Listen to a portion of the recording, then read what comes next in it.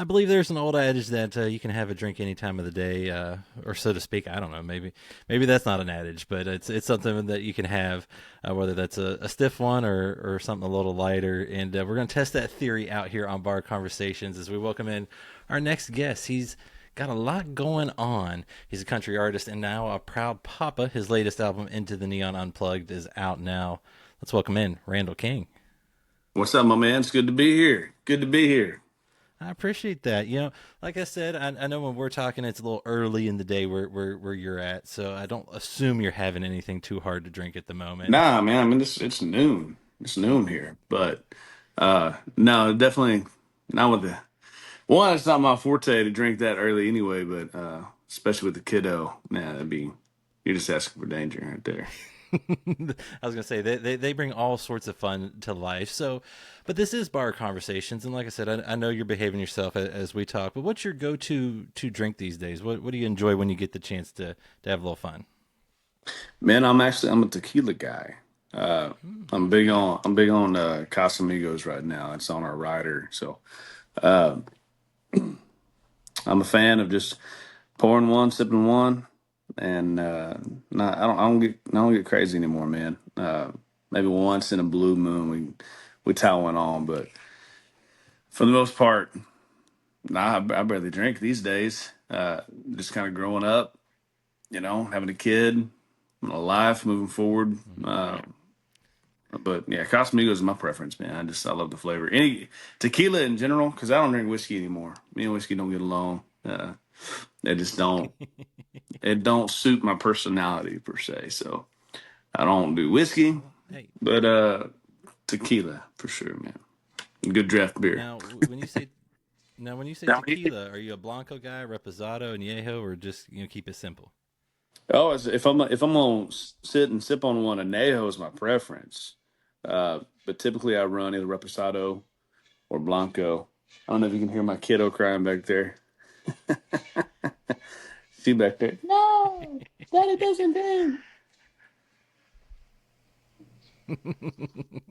Hey, like I said, when you do get to enjoy a drink, it's nice to have Nice to a have. few options. I don't have any too much from Texas these days, but up here in Kentucky where I'm out of, these guys just opened up their new distillery, so I figured might as well go with something that they got a little RD1, Oh little regular yeah. whiskey there. Now, So now if yeah, a I'm little nothing like a little homegrown drink. see, Brittany was learning to bartend at one point.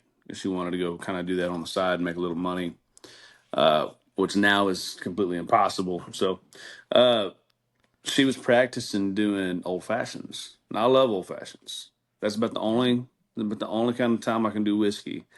And she was practicing these old fashions, and I got to sit out on the porch in my own element, in my own world, smoking a cigar, drinking old fashioned.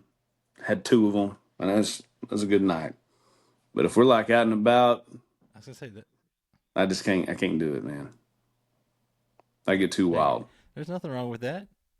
Hey, there's something about knowing when you when you can't behave yourself anymore, and I think that's that maturity that you're talking about. And I think it's because, like you said, you're growing up. I mentioned you're a proud papa. What's it like to be a dad, and are you getting any sleep? Man, it's incredible to be a father. My dude, my little girl's a bundle of joy. She's everything I could have ever asked for, wished for, dreamed of. Uh, and she's perfect, man. As far as sleep goes, we kind of trade out here and there. So some nights I'll get some really good sleep, and then some nights I take over. Like last night, I took over. I was up till about I guess 3 a.m., almost 3:30, and just holding little girl, trying to let Brittany get some sleep. And yeah, dude, it's for the most part, Britt's been pretty great about just letting me catch whatever sleep I can get. But that's just not always reality. You catch 3 4 hours here and there where you can. Call it good. Get on the road, call in your bunk, and then you sleep. I do want to know though who ended up winning that game of Uno, and did you ever draw the four cards? No, we never even finished the game. I don't even think she cared to play. To be honest with you, she just wanted to use that method to show me we were having a kid. Her and I, we play quite a bit, man. It's just fun. Yeah, at the home late, instead of watching some movie, we sit there and play Uno. And when her family comes over, That's like their main thing that they love to do. So we sit there and play Uno. I was gonna ask too. Are you gonna get your daughter though into like Legos and Harry Potter and things like that too? Yeah, man, you know it. God, dude. Yeah, it's growing up. Legos were. I mean, that was it, dude. Legos was my thing. I didn't even watch Harry Potter and all that until I was in college. So I didn't really grow up with it, but I love it. Um, I think J.K. Rowling is brilliant, um, and it's just a cool little world. Cool little imagine it. I think the creative side of my brain just enjoys it. Same with Legos, so it'll be fun to like buy some sets and build it with her when she's old enough. Uh, well, yeah, dude, you got to get her into it. So I mean, she's gonna love whatever she And loves, and I'll be here for it and help her build on it, the same way my daddy built my dreams and things like that. So, I will say this though: when you step on a Lego in the middle of the night, though, I don't think you'll have as much fun with them. you know, my daddy has said that for years to me. He goes, I've saved all your Legos at the house so that we can give them to your kiddos, and you can step on the Legos. And I was like, I don't care. Just give me the Legos back. That's fine. I'll take them all. You're like, that'll save me some money. It'll be great. Heck yeah, dude. Yeah, I did. I know it's a weird world, but like, man, some of those old Lego figurines and stuff, they go for a lot of money. It's ridiculous. So if you have like a rare one or a classic one, they bring a little bit of money. People pay stupid amount of dollars for nostalgia. I don't. well, and I was going to ask you about your daughter. She's got a pretty special name, or her name has a pretty special meaning to y'all. For those who might not know that, can you talk a little bit about that special connection? Oh yeah, man. Her middle name is my sister's first name, and I lost my sister April 19 of 2020. Which 2020 was already incredibly hard, um, and it literally made 2020 a nightmare for me. Uh, for about honestly probably almost a year. It took a long time to be okay. I started dating Brittany. We were dating on the first anniversary of Lena's death, and she took me out to Cumberland Falls up in Tennessee, outside about an hour outside Nashville, and we like hiked through, went to this waterfall, had a little picnic lunch, read the Bible, prayed, and it was a really big healing process for me. And she also gave me my guitar strap that has Leanna's signature. That's her actual signature. That's on the artwork of my record that I dedicated to her. And it was a really significant moment for healing for me. And so we promised each other on the 5th year anniversary of Leanna's death, we'd go to Aruba and go swim with the flamingos, hang out with the flamingos down there on the beach and stuff. Because my sister's spirit animal was a flamingo, and instead of getting to go down there for the 5th year anniversary, um, God gave me a whole new blessing. So it's pretty wild. April 3rd, Paisley Leanna was born, and then April 19th, we celebrated Leanna's 5th year death anniversary and just remembered her. Well, and now you got something to keep the connection and her memory going on a little bit longer. And for you, I'm guessing with just how life is and everything, you're on the road a lot, you're doing a lot of things. How has being a dad changed things for you too? It's changed everything. Uh, I mean, it's a whole, I don't just do this for me to begin with. So now I'm doing it for even a bigger purpose. I got a family to feed. I got a kiddo to raise and support financially. So this career is taking on a whole new meaning. Um, it was a selfish desire and a dream to begin with, and it's evolved into something more for me, a platform to be a leader, platform to showcase my Lord and Savior, and now it's a financial stability for my family. So it means a lot more to me now. So it's changed my perspective a lot. It's changed my songwriting a lot and the song choices that I make, which is why like with this new single "Cheating on My Honky Tonk" that we're dropping out, I got my boy Braxton Keith on it because he's the new honky tonk crooner. So uh, we got him on there at an element where he's still like in the honky tonk, and he's singing back to me about how how the honky tonk was missing me, and I should still be there, and I'm at home cheating on my honky tonk. So it's a pretty cool idea that fits really well with this new life. Well, and it's a pretty awesome life, and you decided to make it a little wilder too. You got a baby, and then you decided to bring a puppy into the mix too. Well, we Are you brought the guys puppy just before like we did the asking for a baby. punishment? Man, I did, and everybody was like, "Dude, you're out of your mind." My tour manager was like, What's wrong with you? Why would you do that?" My manager said the same thing.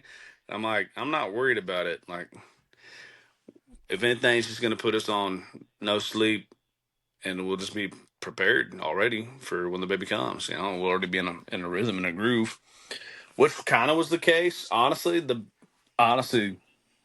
baby's so much easier. So much easier. It took us a while to get the puppy acclimated. We'd only had her for about a month before Paisley was born, and switching her up from like hard food to farmer's dog, it threw her off. And dude, I was waking up every hour of the night to let that dog out and take like 3 dumps in a yard every night.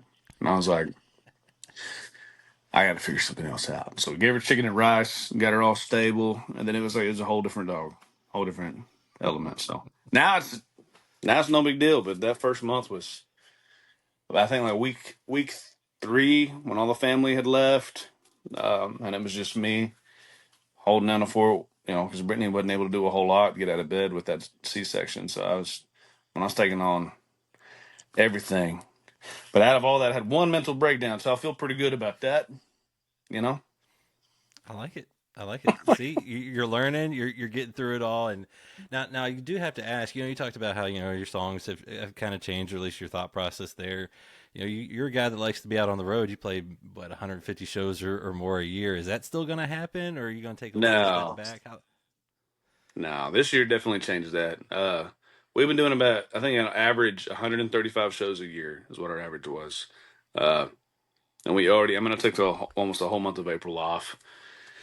And then May, I told them to stick to mostly Friday and Saturdays until we get like a real good groove over the first couple months. Well, in June's pretty much, it's not quite full blown, but we were doing radio tours with this current with the radio single since August, and that had me out.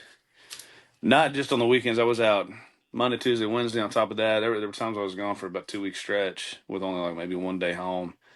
And now that we're not doing the radio single, it hit the top 40s, and it petered out. So now we're not doing the radio tour currently, so it's slowed down quite a bit.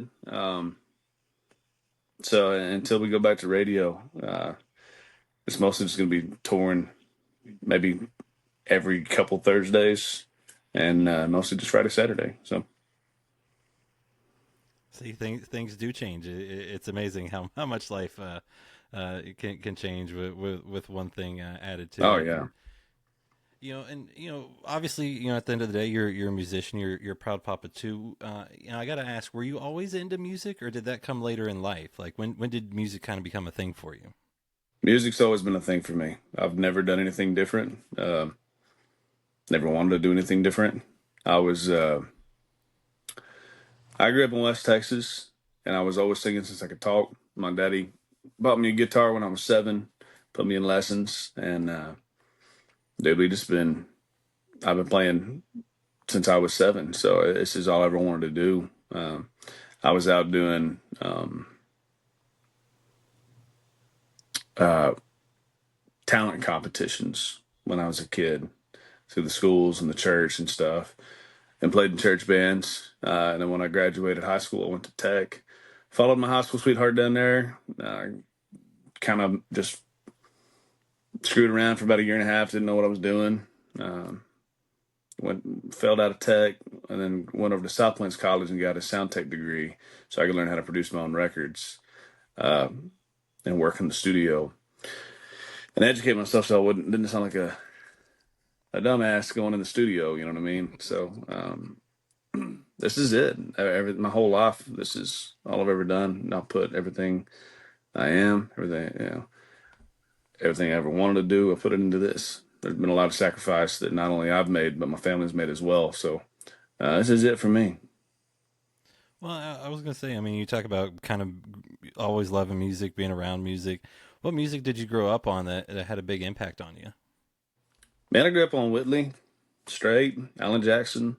But I grew up on the old stuff too, man. I grew up on Hank Sr. and Lefty Frizzell, Gene Watson, John Anderson. Uh, I grew up on that classic country that even Ernest Tubb, Bob Wills. I mean, I love country music. So, also I grew up on all kinds. Well, and you talk about growing up in West Texas. What impact did that have on you, whether it was musically or just in life? There's an element out in West Texas that it's a reflection of peace for me. Um, when you stand out in the wide open and you see nothing but open sky, and you can see just literally this giant flat world with this wide open sky, beautiful sunrises, beautiful sunsets. You just see the world God makes. There's a lot of peace in that for me, and there's a lot of inspiration. Um, 2 seconds. There's that puppy. There's a lot of inspiration in that for me. Just as a creative mindset, just being this, everything's just open. There's endless opportunity out there. So that and just the culture, so it's big agriculture life out there. So growing up around all that, cattle business, the hay business, yeah, I mean, kind of harder to get more country than that. I was gonna say that's pretty true. You grew up in true country, Texas country, and you talked about music was kind of always it for you. I mean, what was it like when you started out and you were managing, booking everything yourself, and just giving it a go? Man, I mean, that was the grind. That was where it started. So for me, uh, you okay, Zed? There's the big guy. Hi, buddy. Uh, man, for me, uh, God, dude, I'm sorry, dude. You got to state your question again. I got mom brain. It rubbed off. I was gonna say, when you started out, you were managing yourself, booking everything yourself. Yeah, What was it kind yeah. of I'm like sorry. in those early days when you were That getting was the everything off the grind. ground? I mean, that was your test of how bad you wanted it because nobody was handing it to me. Nobody was going to give it to me. Uh, I had to go kick doors down myself and prove that I was in it to be in it. I just always wanted a seat at the table, so I figured, well, how do you get a seat at the table? You earn it. So I back then, there was social. 10 years ago, there was social platforms, Instagram, Facebook, and Facebook. I felt like Facebook was still like a big. It was a bigger platform then for sure than it is now. Uh, but it wasn't TikTok. The algorithms were different. Yeah, you just had to catch a lucky break basically and just watch it explode. And I dropped that record out in 2018 with Mirror Mirror, and that kick started it and put us on another level. Because 2014, 15, I was completely booking myself. 16, I hopped on with a smaller booking agency that helped me kind of kick up. And then when I signed on with my management agency in 2017, we jumped over to a man named Chad Cadoga who's booking me now over at CAA. Back then it was Red 11. And they just built us from the ground up. We went out and grinded 135 shows a year and worked ourselves as best we could. And here we are. But, I earned my keep by the honest way. Just I was managing myself, booking myself, had to put the band together, production together. That EP, another Bullet EP that was our first EP that we got out. That was our our foundation. That was me and my band going down to Texas and cutting a record, a little 5 song EP. I paid for myself by booking the 3 hour dive bar sets out in New Mexico because that's the only places I could get that would pay me anything. And I put everything I had into it. My daddy helped me out a little bit. My grandma helped me out a little bit.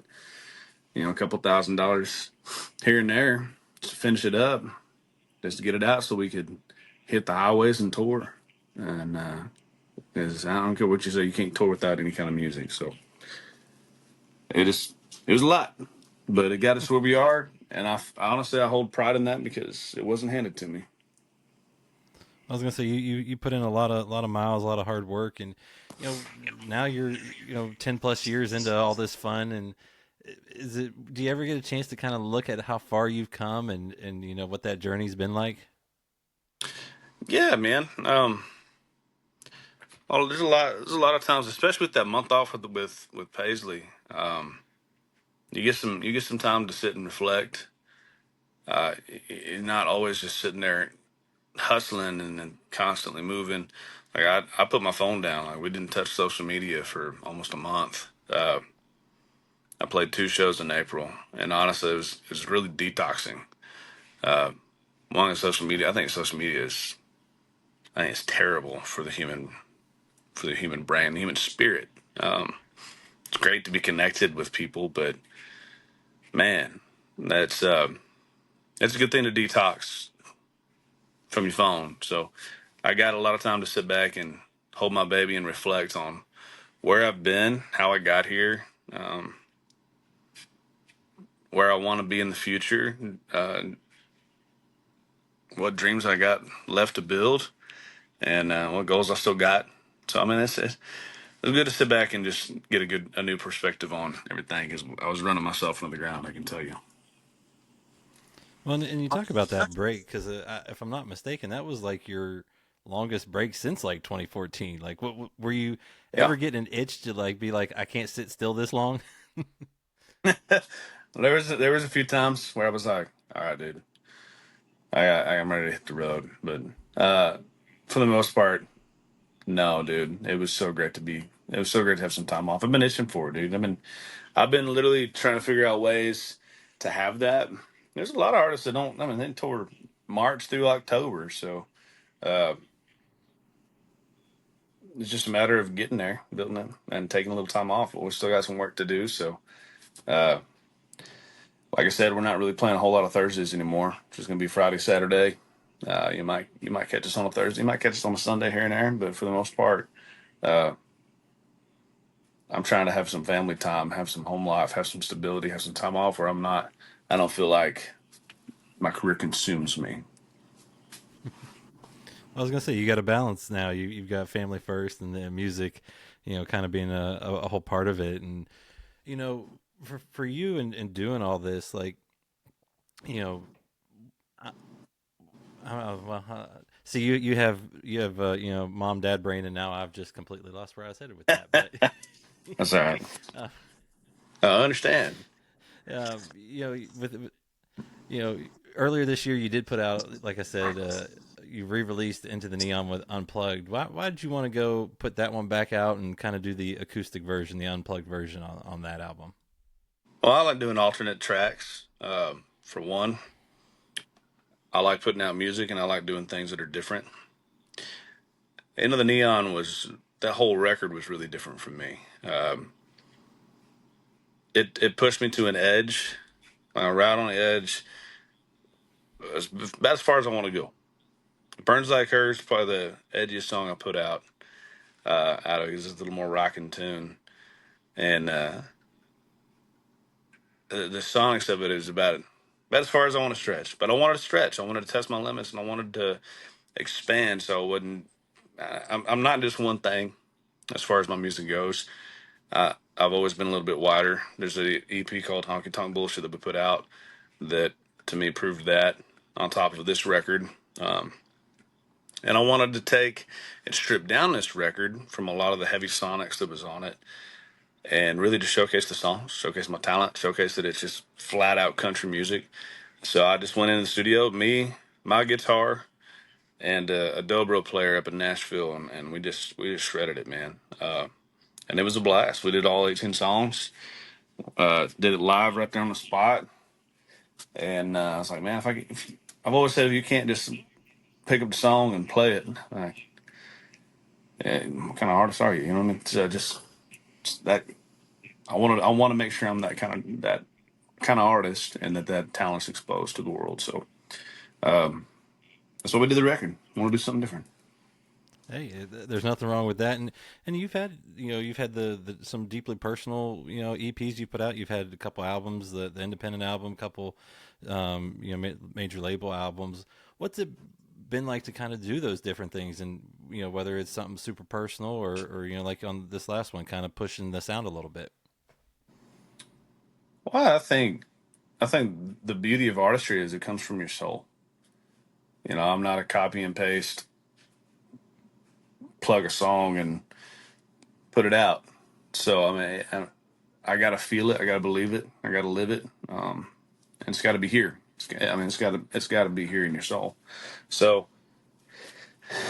if I can't believe it, I can't get on that stage and sing it. It just won't work.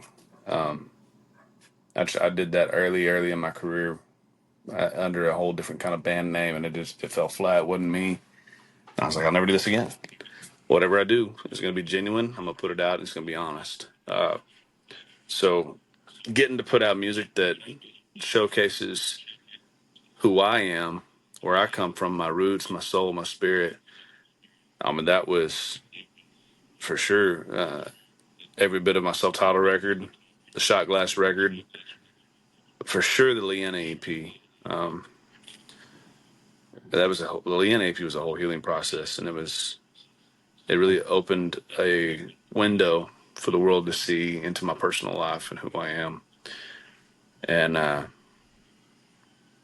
Into the Neon just showcased it showcased where I am today, and it showcased a, different side of my sonics that exist. But there's still some great songs on there that are really deep. I don't whiskey anymore. It's an honest story. It comes right from the heart. I wrote that. About my own life.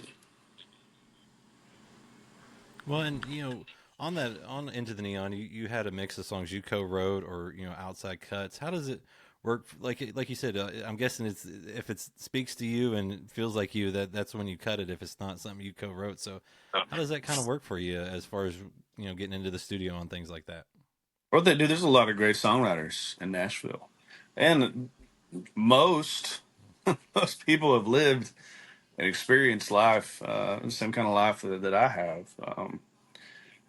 and it's also easy to tap into genuine genuine.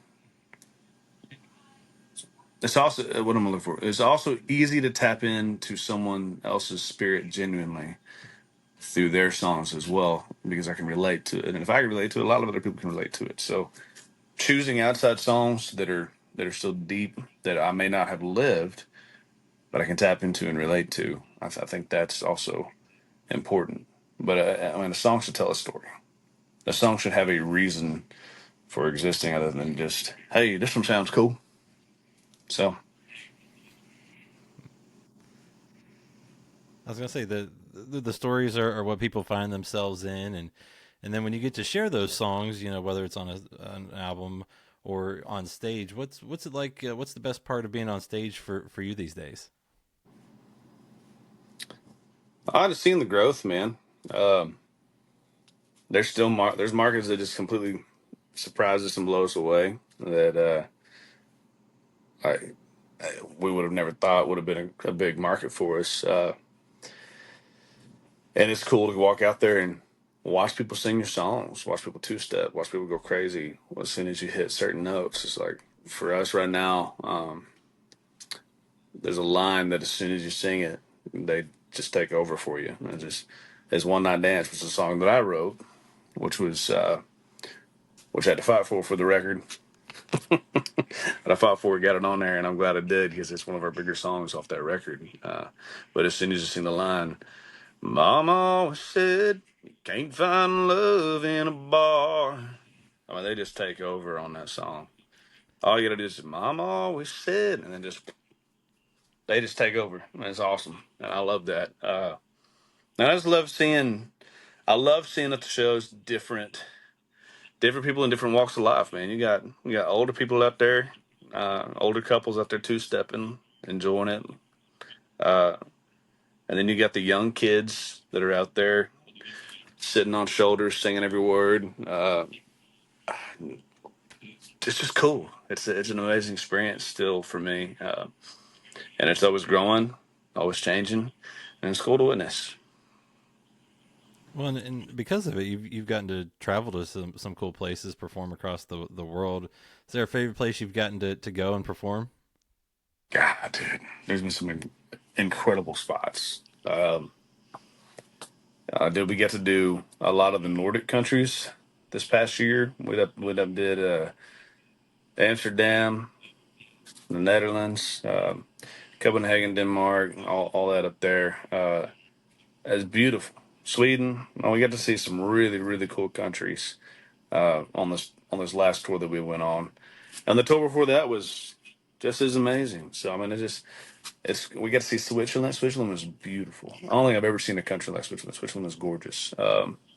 So we got to see a lot of that. Well, that's hard. It's hard to pin down like out there in that world what my favorite place was, but I think Amsterdam was one of the cooler ones. It was incredible. We sold that out like I think 1,000 people sold out our first time in, and the energy from that show, the energy from that room. Like some shows, you have to work really hard to get the crowd where you want them to be. Some shows, you ain't got to do nothing. You feed off them, and that was definitely one of those nights. Well, you mentioned you've been able to go to a lot of different places. Is there any bucket list places still to go that you're hoping to maybe hit one of these days? I still got a bucket list. It's extensive. It's not as extensive as it was. We've checked off a lot of them. So, headlining the Ryman is still one. Right now, my next goal for Red Rocks is direct support. If not, getting to headline our own. Um, and we sell out up there in Denver every single time right now. So, uh, we'll move on up on that. But man, for sure, headline on the Ryman. I want us to go to Australia. But I think most of my bucket list stuff, for the most part, is kind of outside of the U.S. As much as I've toured the U.S. Some of this, New York, still yet to play in New York, Boston. So there's a lot of that still out there. A lot of stadium shows I want to do. So um, there's still a long way to go, baby. Hey, and you're just getting started, and I always like asking this. I always start off the show asking what someone's favorite drink is. I always like as we get toward the end to ask this one because it's always fun to see everyone's reaction and kind of actually think through this. But what's your favorite song right now to perform? Mm. Currently, favorite song to perform is One Night Dance, just because of it's the newer one that people are exploding on. Um, but I still love my class. Like at this point, they're classics, I guess. Mirror Mirror, Mirror Mirror is still one of the bigger songs in my set. As soon as we kick in, the crowd goes nuts. Same with you and a honky tonk. So, as far as just flat out performing, some of my favorites, Hanging On off off the new record. I Don't Whiskey Anymore. Getting to play those and just dig into the heart. You know what I mean? Some of the songs you just perform with passion, not just energy and we're having fun. Like some, it's great to go in there and dig into your soul and just play with passion, man. And those two songs, and then Around Forever for my sister. Well, I was gonna say you bring them up, you settle down a little bit, and you give them all the emotions, right? It's a roller coaster, man. It's like watching the TV show. You're gonna have your peak somewhere in there. The rest of it's just a ride. We're here to have some fun. We're here to drink some beer. We're here to get loose, loud, crazy, and and then we'll make you cry, and then we'll bring you back up and send you ass I home. mean, Tip your bartender, get yeah, out. I mean that's you can't ask for a better day than that. And you teased this earlier. It sounds like you got some new music on the way. So, what can you tell me without getting yourself in trouble that folks can expect from you the rest of 2025? Uh, we're gonna be making some moves in 2025. I'll tell you that. Uh, we've got currently what is today? Is today the 14th? Mm-hmm. What's today? So all right. So tomorrow, the 15th. Uh, I have a collab with a guy named Adrian Santos. A little Spanish collab that we wrote about a year and a half ago. That is just it's cool, man. It's different. It's cool. It's got it's got George Strait elements, it's got Merle Haggard elements, and then it goes right into uh, Adrian's world. It's like does like that flamenco style. Uh, it's unique, man. And growing up in Texas, and always being around the Spanish culture, I have a I have a big love for the Spanish culture. Uh, honestly, Spanish is the only other language I can even remotely speak or understand, and I can't carry a conversation in it, but I can get by a little bit. A lot of the guys I work with speak fluent, so they help me out. But I got a great love for it, so it's cool that that song's coming out. It's got Spanish all over it. It's just it's unique, man. It's different. So we got that coming out tomorrow. And got the next single with Warner, "Cheating on My Honky Tonk," is coming out in June with Braxton Keith. It's a collab with him. Like I said, man, he's a young kid tearing it up down there, and in a lot of the college markets in Texas, Oklahoma, Louisiana. No, I mean, he's crushing it. Love the kid.